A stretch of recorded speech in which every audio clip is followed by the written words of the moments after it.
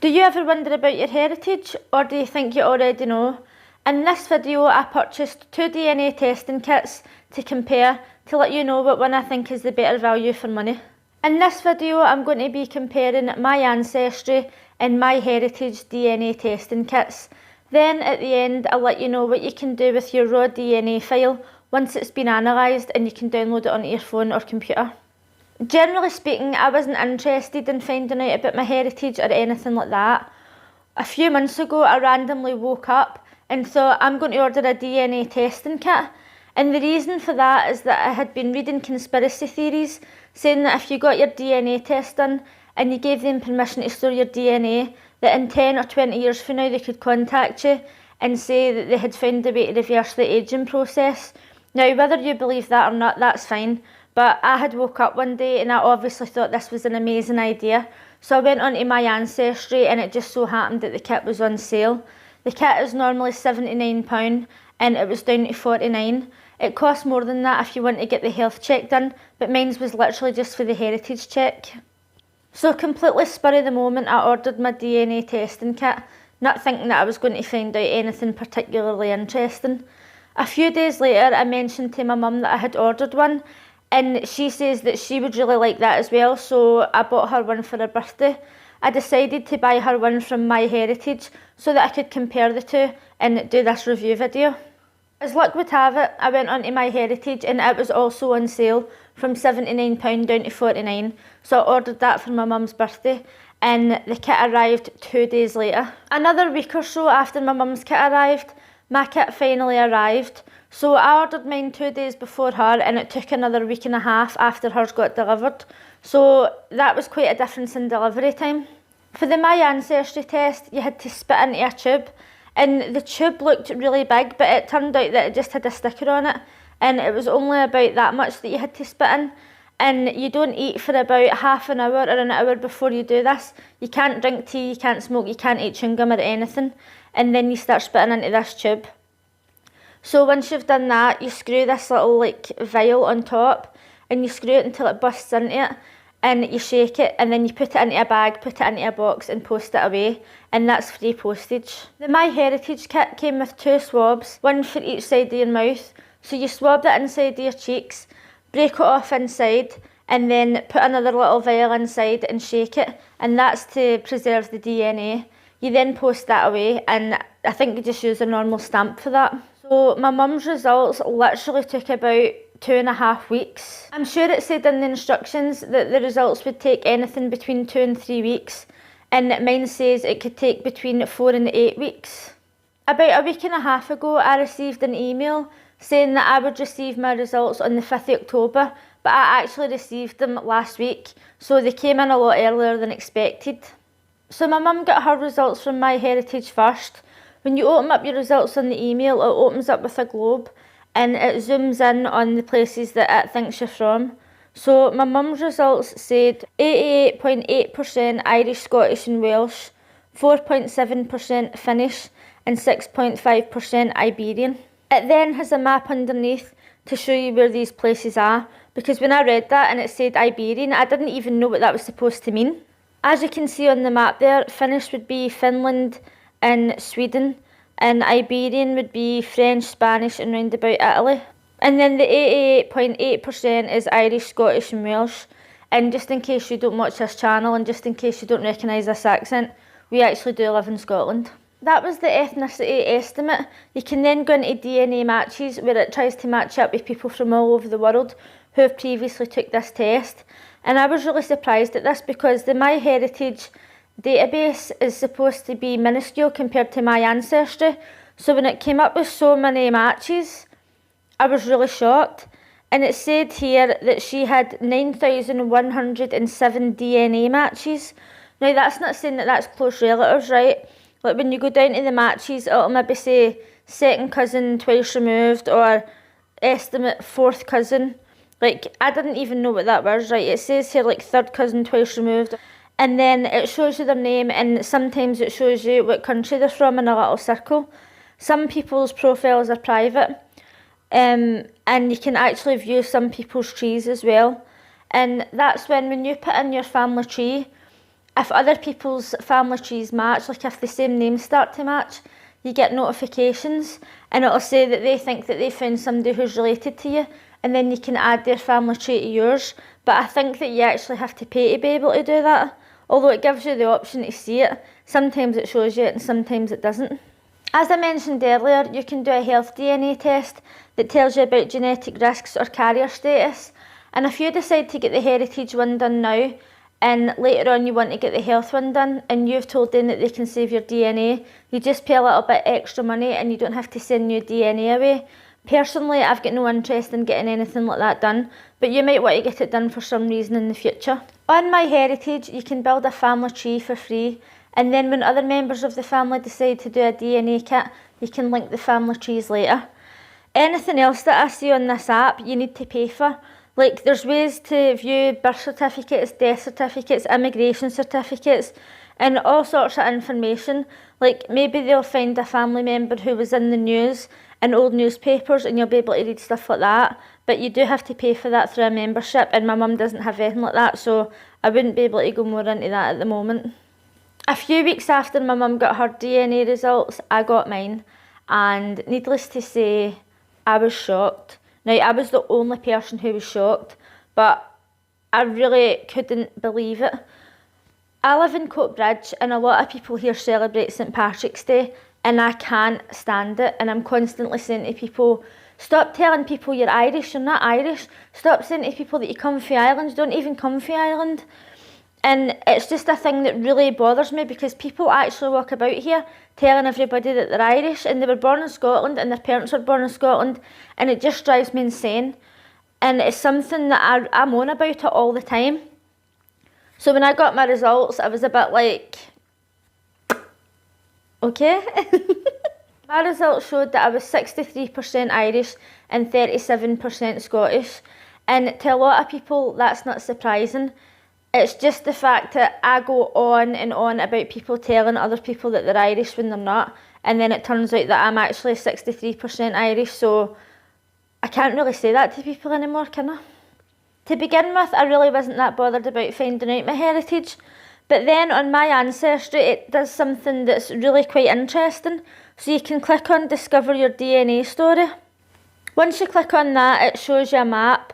And it says here that my ethnicity estimate is Ireland 63%, Ulster Island, South Down and North Louth, Scotland 37%, Central Scotland and Lowlands. Obviously I live in Coatbridge, that is Central Scotland. Now, something that is really interesting, and I still can't get over this, is that when you click on the areas, it tells you a little bit about where your family could have lived and how they ended up coming over to Scotland, right? Now, everybody knows that during the potato famine, people travelled over here from Ireland, right? That's common knowledge.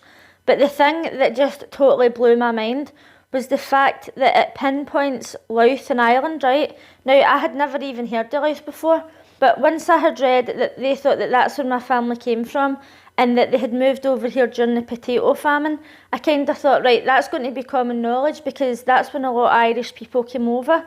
And I didn't really think that it was accurate. I thought it was just guesswork. Once I had read all about the people moving from Louth to Central Scotland on my Ancestry, I kind of didn't think any more about it. But then later on, I was looking at my mum's family tree, and she had already filled some of hers out. She already knew, like, right up to like her 4th or 5th grandparent away. And when I was looking at the records and I started filling it in on mine, I noticed that they were born in Louth and most of them died in Old Monkland, which is like where I live basically. And the thing that shocked me was how precise it was. Like, that is exactly where my family was from, Louth in Ireland. Like, how did they know that? How did they figure that out? And another thing that blew my mind is, you're going to think that I'm crazy here, but I have got an obsession with potatoes, right? Like, it's not even right. I am obsessed with tatties, and I always say to people, I must have lived through the potato famine, or there's something like to do with the potato famine that I can remember, or it's just, it disturbs me. Like, see, when I'm sitting eating tatties and I think about the potato famine, it gives me fear, it gives me anxiety. The thought of it makes me feel sick. And now I'm starting to think, like, is there a way that that memory is in my DNA And I know that that sounds crazy, but even before I ever thought about getting a DNA test or anything like it, I have always been obsessed with tatties, and I've always been obsessed with the potato famine. Pretty much every time I'm sitting eating tatties, I think, oh my God, imagine there was a potato famine again. That would be the worst thing ever. And I genuinely, I can't get over how bad it would be. Like, do you think it's possible to have memories embedded in your DNA? Because if it is, that's definitely where my fear of potato famines came from. Like, I honestly can't think of anything worse. It's crazy. Once again, on my Ancestry, there's different subscription options. And a lot of the time when it says, oh, we found your family member, or we found this news article about your family member, and you click on it and they ask you to subscribe, and I haven't subscribed. But luckily enough, I managed to find a few people who had the same people in their family tree as I did. So then when I've clicked on their family member, instead of having a picture, it showed you like a picture of their death certificate or a picture of their immigration certificates. And it just so happens that the immigration certificate that I seen, they did actually immigrate during the potato famine. So what they're saying here really isn't guesswork, it's really accurate. Like, you can't really ask for much more than that. To be honest, I stay at that Fairfield Monkland Cemetery, so from what I've seen on death certificates and things like that, it would seem that my family lived in Louth. They moved over basically to like down the hill from where I live, and most of them should be buried in that cemetery, which I absolutely love that graveyard. I know that's weird, but I love graveyards, and that is my favourite graveyard. And like, think of all the times that I've probably been down there and I've walked past like my great-great-great-grandparents. I mean, I know that that's not interesting to a lot of people, but it's just crazy to think that you're walking past your relatives in the graveyard and you don't even know. Like, obviously you know that they were born, right? But you don't even know that they're there. But now that I've got their names on my family tree, I bet you the next time I'm down there, I end up seeing their gravestones, because I'm down there all the time. When it comes to the 2 DNA kits, I would say if you're looking for fast results, then get the MyHeritage one. It gets delivered faster and your results come in a lot faster. But I feel as if my Ancestry does give you a lot more information about your family history and how they ended up where they are now. And that's without paying any extra, that's just part of it. There is different subscription options, and that's something that you might decide to pay for like a month or two and then cancel. But I'm not going to be paying for that because I don't really see the need for it. And as I mentioned, I didn't originally get mine to find out my heritage. I just wanted them to have my DNA in case they can reverse the ageing process in the future. Now, if it turns out that that's not true, then at least I found out my heritage and I got something out of it. And finally, I'm going to tell you some things that you can do with your raw DNA file once it's been downloaded onto your phone. So with my Ancestry and my heritage, you can download your raw DNA file and upload it to different websites, and it'll tell you different things. Now, I was really looking forward to looking at My True Ancestry, which supposedly tells you all about family history and clans and stuff like that.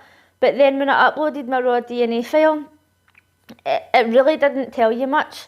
Like, again, it's one of those things that it says, oh, we'll tell you so many things for free, and then you need to subscribe.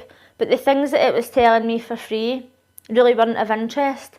You know, it'll say, oh, it's possible that you came from this clan because you're from this part of Scotland or this part of Ireland. And really, I think a lot of it's just guessing. And I didn't find it that interesting. If you're really interested in clans and stuff like that, then you might want to pay for it, but I wasn't interested in that at all. Then I discovered a website called Genome Link, where you upload your raw DNA and it tells you traits that you're likely to have or not have.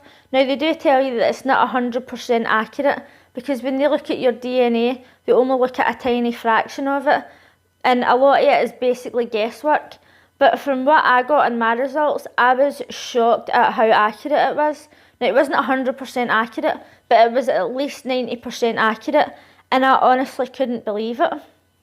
In the free version, it shows you 40 traits, and it tells you if you're more likely to be overweight, have big hips, more likely to drink caffeine, more likely to eat spicy food, and it tells you some things about your personality.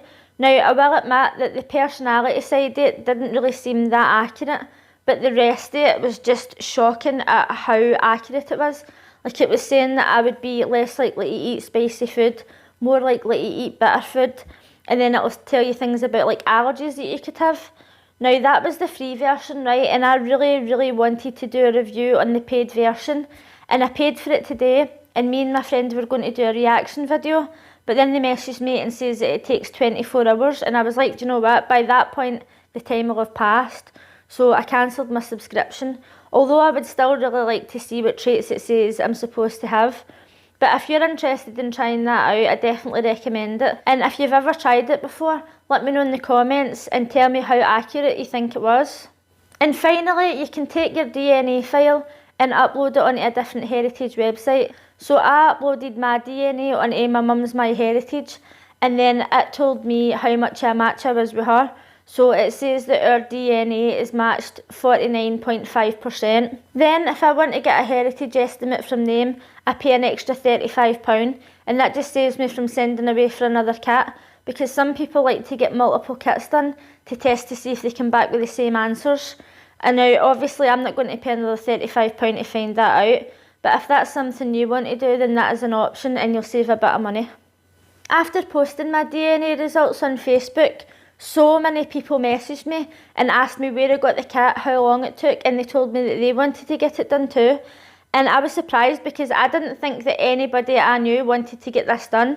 And now at least 6 or 7 people have told me that they want it done, and about 3 people have ordered it already. And because I was so surprised that I was 63% Irish, people were commenting saying, I don't even know why you're surprised.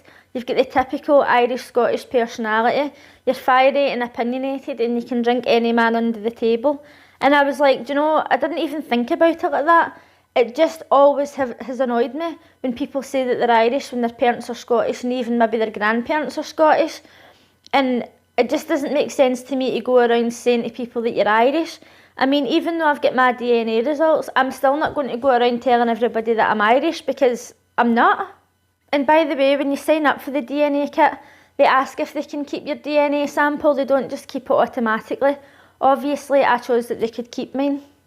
Just after me and my mum done this DNA test, my cousin sent hers away as well. And then this morning she posted something on Facebook, and she says, in order for you to be born, you needed 2 parents, 4 grandparents, 8 great-grandparents, and then up to 2,048 9th great-grandparents. For you to be born today from 12 previous generations, you needed a total of 4,094 ancestors. Now, I have thought about things like that in the past, and I've thought, like, how many people had to meet for me to be born? And it is quite interesting when you think about it, you know? For all those thousands of people to meet up, and then hundreds of years later, I'm here, and I'm not having any children. Like, all those people met, and then I was born, and now it's just going to stop. And I'm never going to have kids. I've got no desire to have kids. So you kind of think, they kind of went through all that, and then now I'm here, and now that's it. Do you know what I mean? Like, what was the point? I mean, obviously there is a point, because I've got a brother. In fact, I've got 2 brothers and a sister, and they've all got kids. I'm the only person who didn't have any children, so I suppose there is a point. If you've had your DNA tested with any other companies, feel free to review it in the comments. If you liked this video, please give it a thumbs up, and if you're new here, consider subscribing. I hope this video has been helpful. Thanks for watching. Bye!